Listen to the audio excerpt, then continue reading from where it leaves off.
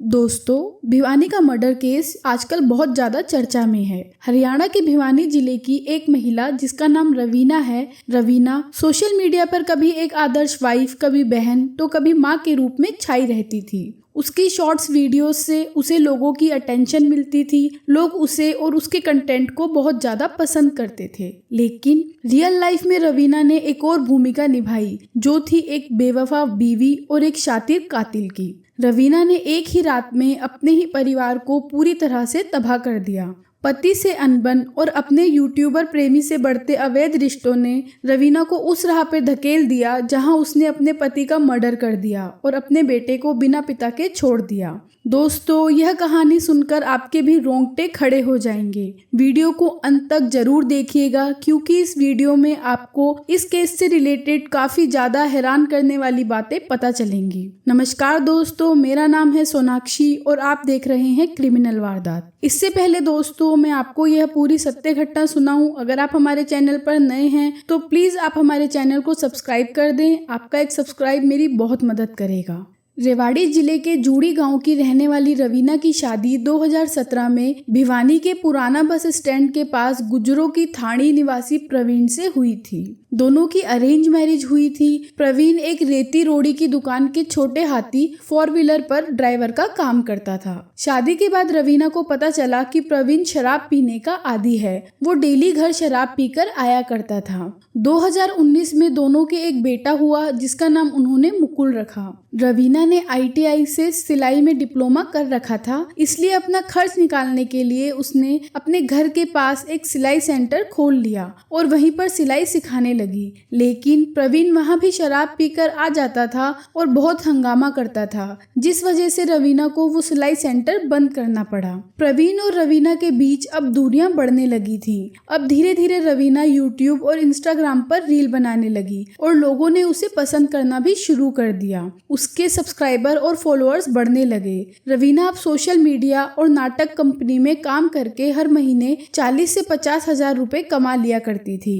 लेकिन जब रवीना के वीडियोस के बारे में आस पड़ोस में पता चला तो इस पर लोगों ने प्रवीण को टोकना शुरू कर दिया। प्रवीण और उसके घर वालों को भी रवीना का वीडियोस बनाना बिल्कुल पसंद नहीं था और एक दिन इस बात को लेकर दोनों में बहुत लड़ाई हुई। इस पर प्रवीण ने रवीना को साफ बोल दिया कि अगर वो वीडियो बनाएगी तो वो रवीना को डिवोर्स दे देगा। उस वक्त रवीना ने प्रवीण को कुछ नहीं कहा।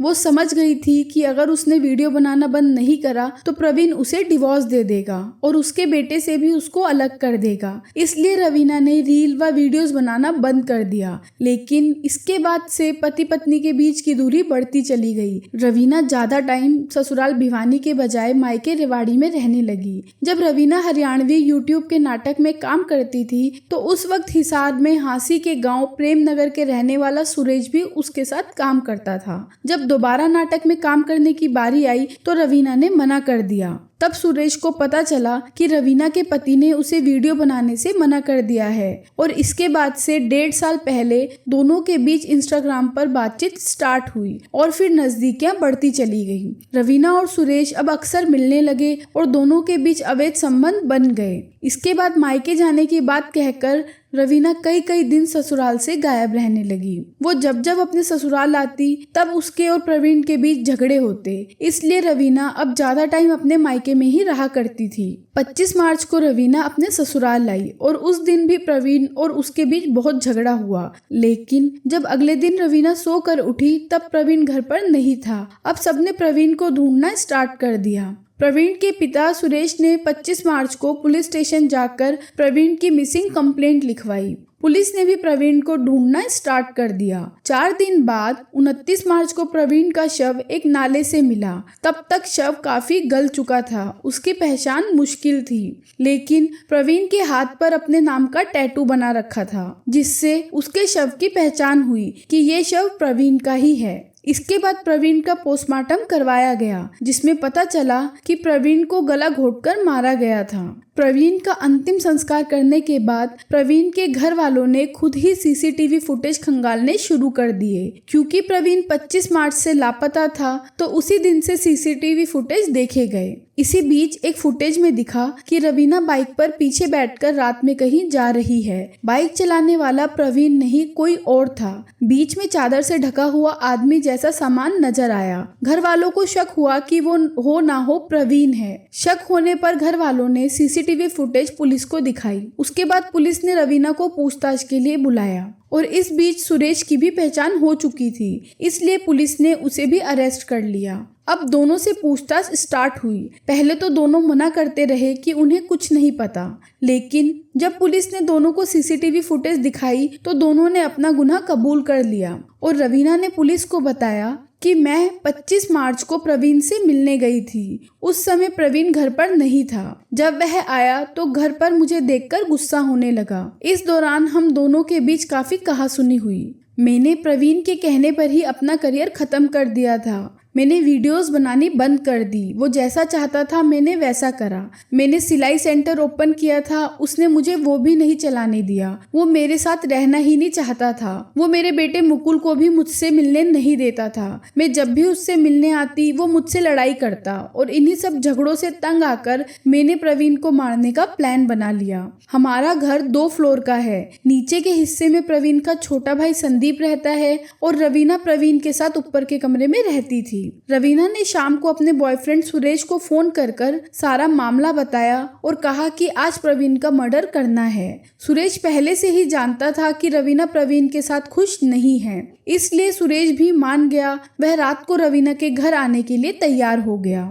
रात करीब 9 बजे प्रवीण सो गया। इसके बाद सुरेश बाइक लेकर घर आ गया। रवीना ने पुलिस को आगे बताया कि घर की जिस पहली मंजिल पर हम रहते थे उसका रास्ता बाहर से है, इसलिए सुरेश चुपचाप ऊपर आ गया और घर में किसी को भी पता नहीं चला। जैसे ही सुरेश ऊपर आया तो रवीना ने अपनी चुन्नी निकाली और सोते हुए प्रवीण के गले पर कसकर बांध दी और उसका गला दबा दिया। प्रवीण छटपटाने लगा तो सुरेश ने उसके हाथ पैर कसकर पकड़ लिए। थोड़ी ही देर में प्रवीण ने तड़पते हुए दम तोड़ दिया। पहले से तय प्लान के मुताबिक मर्डर करने के बाद दोनों ने इसे हादसा बनाने की तैयारी की। दोनों ने तय किया कि प्रवीण का शव ऐसी जगह फेंक देंगे जिससे यह हत्या नहीं बल्कि हादसा लगे। प्लानिंग के तहत वह आसपास के लोगों का सोने का इंतजार करने लगे।